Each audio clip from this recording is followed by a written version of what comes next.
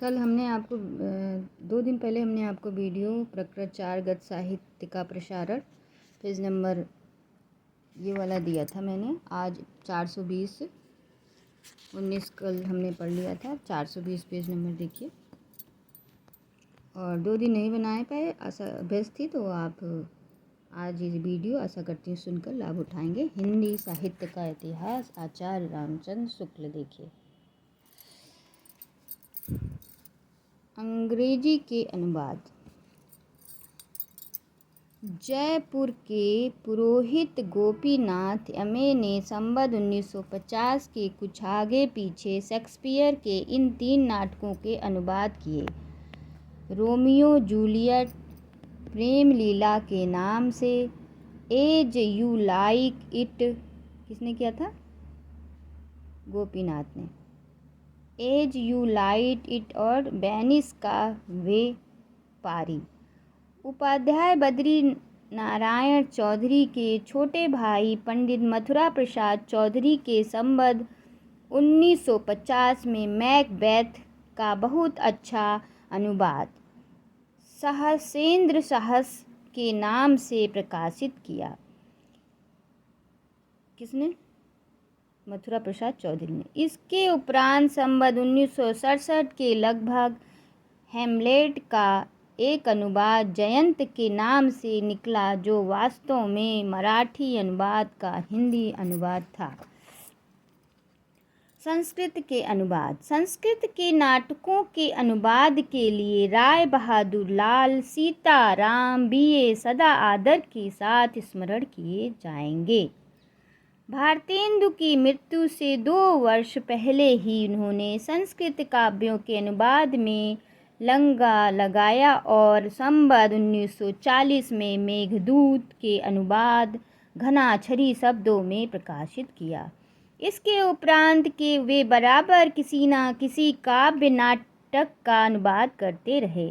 संवत 1944 में उनका नागानंद का अनुवाद निकाला। फिर तो धीरे धीरे उन्होंने मृच्छकंटिक, महावीर चरित्र, उत्तर रामचरित्र, मालती माधव, मालविका अग्निमित्र का भी अनुवाद कर डाला।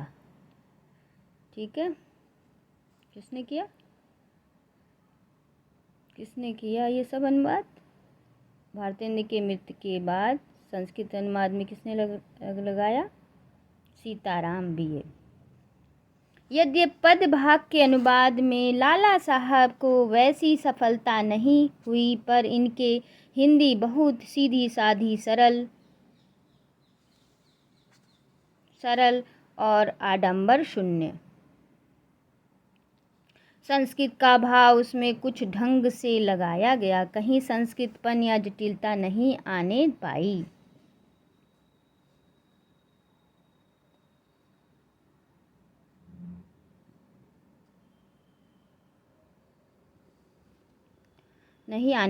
भारतेंदु के समय में वे काशी के क्वींस कॉलेज के सेकंड मास्टर थे, पीछे डिप्टी कलेक्टर हुए और अंत में शांतिपूर्वक प्रयास में आ रहे, जहां 2 जनवरी 1937 में उनका साकेत वास हुआ। 2 जनवरी 1937। संस्कृत के अनेक पुराण ग्रंथों के अनुवाद रामचरितमानस, बिहारी सतसई के टीकाकार, सनातन धर्म के प्रसिद्ध व्याख्यात्मक मुरादाबाद के पंडित ज्वाला प्रसाद मिश्र ने बेड़ी संघार और किसने बेड़ी संघार ली? ज्वाला प्रसाद मिश्र। अभिज्ञान शकुंतलम के हिंदी अनुवाद भी प्रसारण किए। संस्कृत की रत्नावली नाटिका हरिश्चंद्र को बहुत पसंद थी और उसके कुछ अंश का अनुवाद भी उन्होंने किया था, पर पूरा न कर सके। भारत मित्र के प्रसिद्ध संपादक, हिंदी के बहुत ही सिद्धहस्त लेखक बाबू बाल मुकुंद गुप्त ने उक्त नाटिका का पूरा अनुवाद अत्यंत सफलतापूर्वक किया। संवत 1970 में पंडित सत्यनारायण रत्न की ने भावभूति के उत्तर रामचरित्र का और पीछे मालती माधव किसने किया था, सत्यनारायण का अनुवाद किया। कवि रत्न जी के ये दोनों अनुवाद बहुत ही सरल हुए, जिनमें मूल के भाव की रक्षा का भी पूरा ध्यान रखा गया। पद अधिकतर ब्रज भाषा में के सवैया में हैं, जो पढ़ने में बहुत मधुर हैं। इन पदों में खटकने वाली केवल दो बातें कहीं कहीं मिलती हैं। पहली बात तो यह कि ब्रज भाषा साहित्य में स्वीकृत शब्दों के अतिरिक्त वे कुछ स्थलों पर ऐसे शब्द भी लाए जो एक भूभाग तक ही, चाहे वह ब्रजमंडल के अंतर्गत ही क्यों ना हो, परिमित है। शिष्ट साहित्य में ब्रजमंडल के भीतर बोले जाने वाले सब शब्द नहीं ग्रहण किए गए।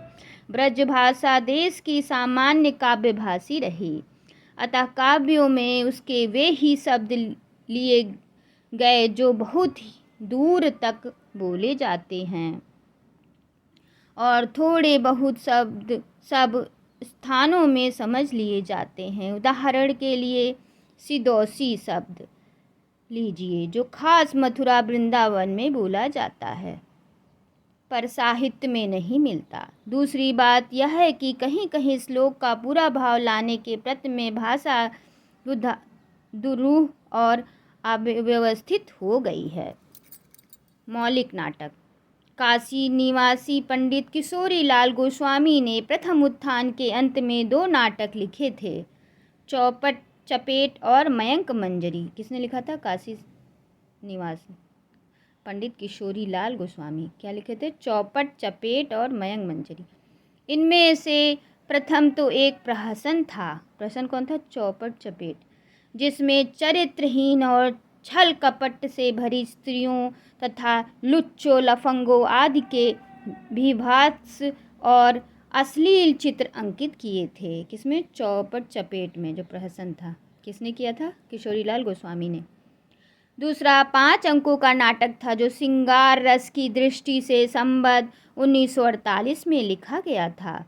यह भी साहित्य में कोई विशेष स्थान प्राप्त ना कर सका और लोग विस्मित हो गया। हिंदी के विख्यात कवि पंडित अयोध्या सिंह उपाध्याय की प्रवृत्ति इस द्वितीय उत्थान के आरंभ में नाटक लिखने की ओर भी हुई थी, और उन्होंने रुक्मणी परिणय और प्रधुना विजय वियोग नाम से 2 नाटक लिखे। किसने लिखा ये? अयोध्या सिंह उपाध्याय ने। रुक्मणी परिणय और प्रबुद्ध विजय वयोम, आ सकता है, ध्यान दीजिए, नाम के 2 नाटक लिखे। ये दोनों नाटक उपाध्याय जी ने हाथ आजमाने के लिए लिखे थे। आगे उन्होंने इस और कोई प्रयत्न नहीं किया। पंडित ज्वाला प्रसाद मिश्र ने संस्कृत नाटकों के अनुवाद के अतिरिक्त सीता वनवास नाम का एक नाटक भी लिखा था। किसने? ज्वाला प्रसाद ने, जिसमें भावभूति के उत्तर चरित्र की कुछ झलक थी। उनके भाई पंडित बलदेव प्रसाद मिश्र ने 3 अच्छे रूपक लिखे।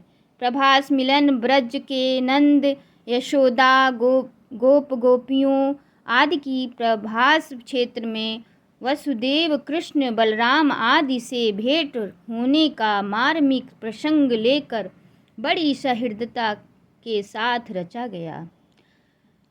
मीराबाई नाटक भक्तिभाव जगाने वाला उत्तम नाटक है।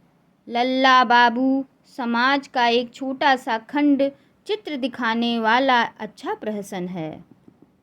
ज्वाला प्रसाद मिश्र का।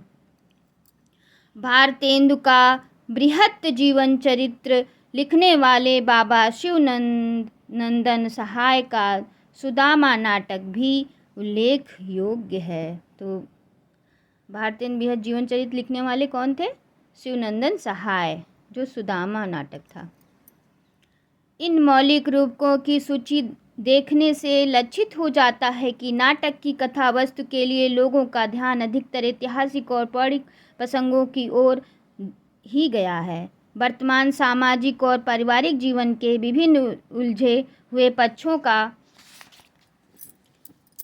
सूक्ष्मता के साथ निरीक्षण करके उनके मार्मिक या अनूठे चित्र खड़ा करने वाले उद्भावना उनमें नहीं पाई जाती। तो नमस्कार। अब आगे कल वीडियो बनाएंगे, तो आप यहाँ तक सुनकर लाभ उठाइएगा।